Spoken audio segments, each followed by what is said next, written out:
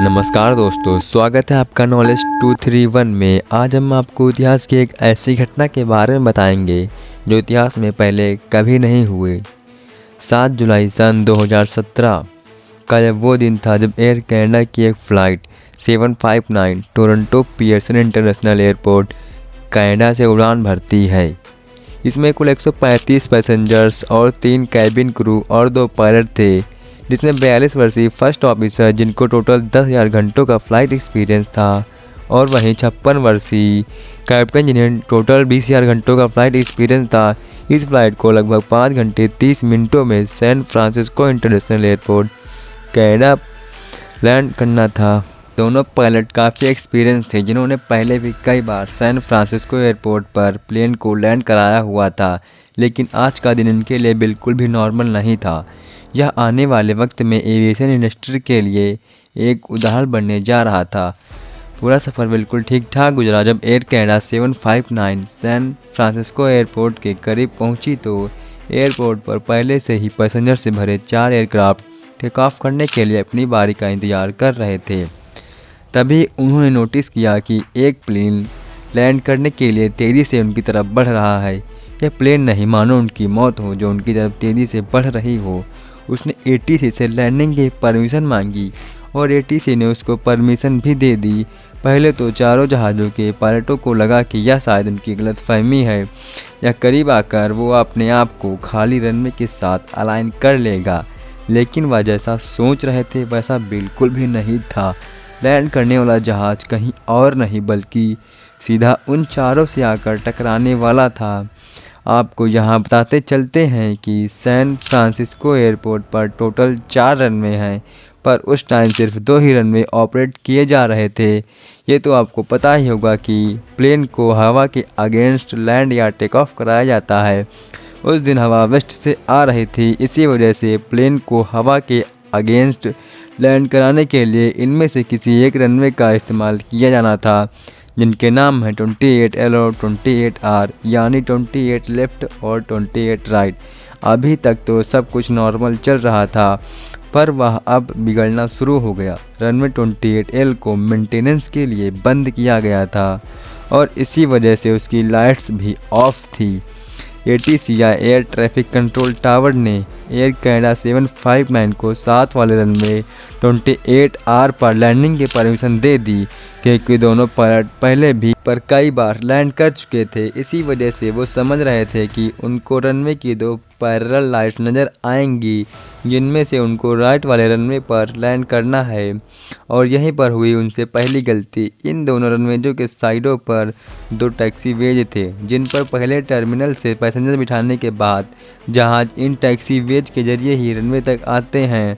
पर रात के अंधेरे की वजह से एयर कनाडा 759 के पायलट टैक्सीवे की लाइट को 28R समझ रहे थे, और जो असल में 28R की लाइट्स थी, और वे 28R को ही 28L समझ रहे थे। पर जो भी इससे भी बड़ा खतरा था, अभी तक पायलट को मालूम ही नहीं था। जहां राइट तरफ टैक्सीवे पर 4 फुली लोडेड जहाज टेक ऑफ करने के लिए अपनी बारी का इंतज़ार कर रहे हैं।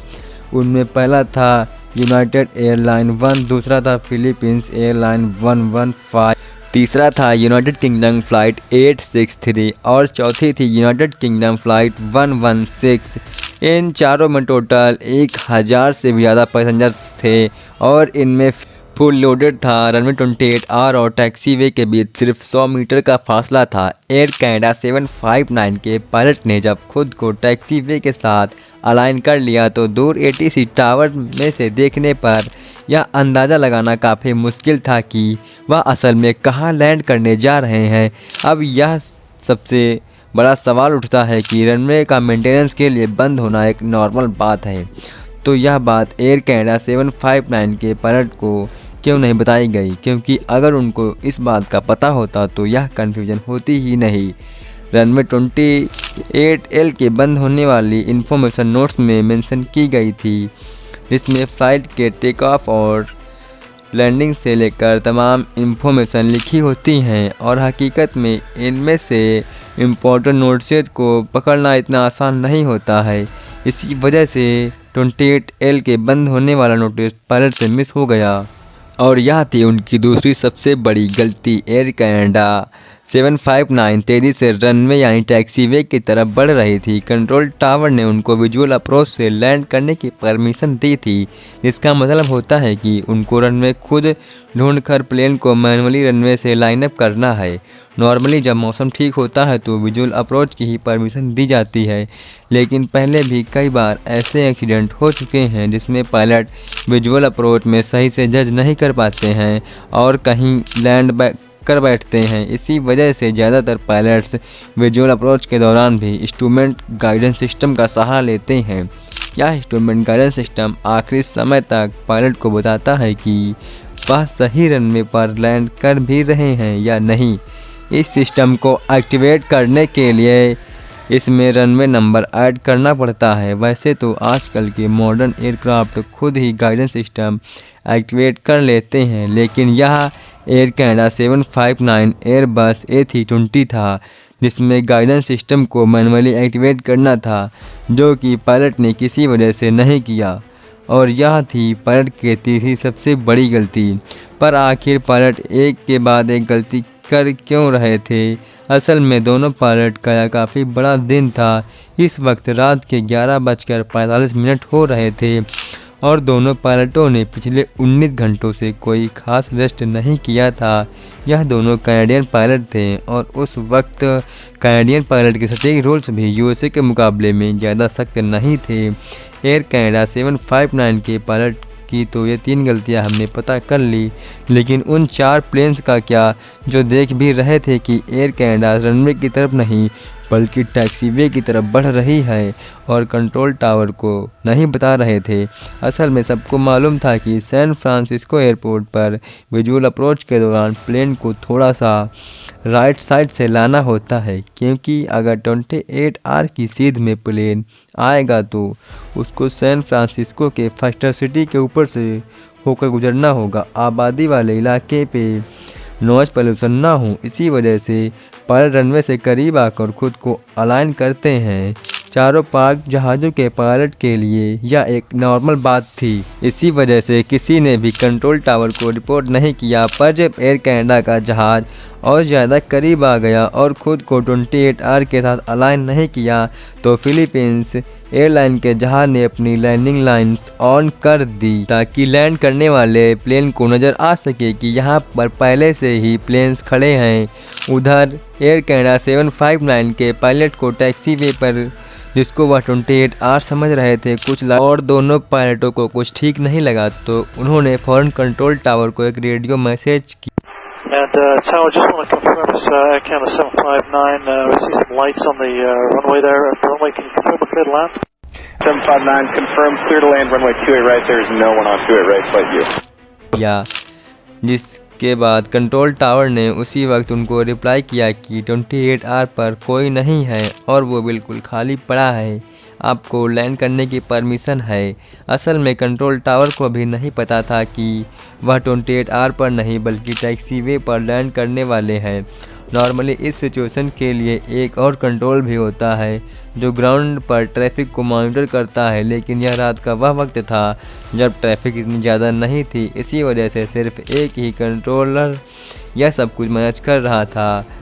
किस्मत से वेटिंग में खड़े प्लेन्स के पायलट एयर कनाडा और कंट्रोल टावर की बात सुन पा रहे थे। उनको भी यह समझ नहीं आ रहा था कि इतना करीब पहुंचने पर भी एयर कनाडा रनवे से अलाइन क्यों नहीं है। अब आखिरी कुछ चंद सेकंड बचे थे। वेटिंग में खड़े पायलट को अपनी मौत सामने दिखाई दे रही थी। उनको कंफर्म हो गया कि एयर कनाडा टैक्सीवे को हुई रनवे समझ रहा है। सबसे आगे खड़े यूनाइटेड 1 के पायलट ने अपना कॉल साइन बताए बगैर फ़ौरन कंट्रोल टावर को यह मैसेज किया। इसके बाद कंट्रोल टावर ने एयर कनाडा को फ़ौरन गो अराउंड का मैसेज रिले किया। जब तक एयर कनाडा को यह मैसेज मिलता वह लाइन में खड़े तीसरे जहाज़ से सिर्फ चंद फुट ऊपर थे। किस्मत से उन्होंने फ़ौरन रिएक्ट किया और लीवर को ऊपर करके वापस एल्टीट्यूड गेन कर गए।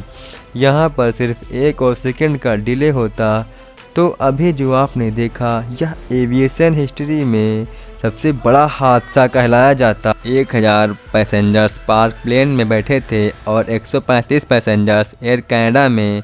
इन सारे प्लेनों में फ्यूल भी फुल लोडेड था और फिर जो होता है इसको कंट्रोल करना भी काफ़ी मुश्किल होता। इस एक्सीडेंट के बाद फुल इन्वेस्टिगेशन की गई, जिसमें यह साबित हुआ कि एयर कनाडा 759 के पायलट गलती पर गलती कर रहे थे, क्योंकि ना ही उन्होंने इंस्ट्रूमेंट गाइड सिस्टम को एक्टिवेट किया और ना ही नोट्स पर मेंशन में नोट्स को पढ़ा। इसके अलावा नेशनल ट्रांसपोर्टेशन सेफ्टी बोर्ड ने सैन फ्रांसिस्को एयरपोर्ट के लिए नए रूल्स बनाए गई, जिसमें जब एक रनवे बंद होगा तो विजुअल अप्रोच की परमिशन नहीं दी जाएगी और साथ ही साथ एयर ट्रैफिक और ग्राउंड ट्रैफिक कंट्रोल का होना भी ज़रूरी करार दे दिया। हमें आशा है कि यह वीडियो आप लोग भरपूर लाइक और शेयर करेंगे। तो आपसे मिलते हैं अगली शानदार वीडियो में। जय हिंद।